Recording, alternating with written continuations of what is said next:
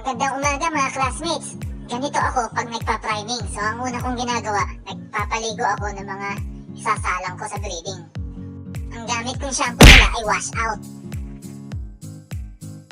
Ito ang unang proseso sa paghahanda ng ating mga breeding materials. Ang pagpapaligo sa ating mga manok ay isang paraan para matanggal ang kanilang mga external parasites o yung mga kuto.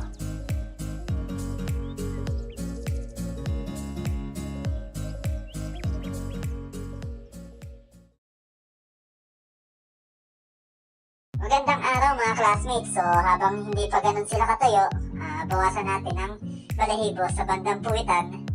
Parehas broodcock and broodhen para kapag nag-mate sila habang nasa breeding, pasok na pasok ang similya ng broodcock sa puwerta ng broodhen.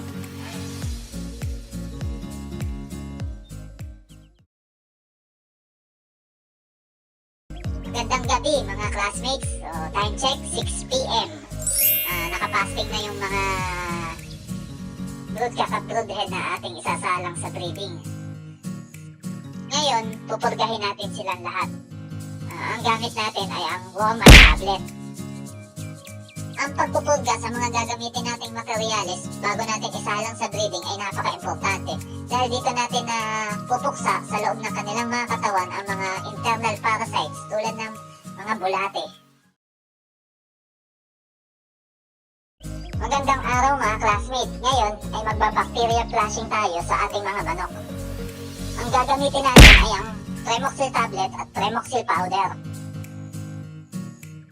Ang bacterial flushing ay isa sa pinaka-importanting step para sa kanilang priming days. Dito natin na-maintain ang kanilang magandang kalusugan at maaga silang nakakaiwas sa mga virus at sakit.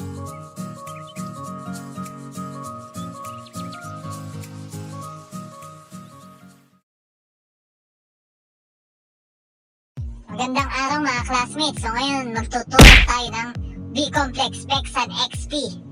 So ang ginagawa ko, kailangan dalawa yung panurok ko para yung isa naka-stay lang dun sa pinaka lalagyanan ng B-Complex natin sa Pexan. So yung isa pantutulok natin sa manok para walang contamination mangyayari. So may starter na din nga pala yung panturok natin para hindi siya masyadong bumaon sa pitcho ng manok. 0.3 ml lang na B-Complex ang tinuturo ko per week.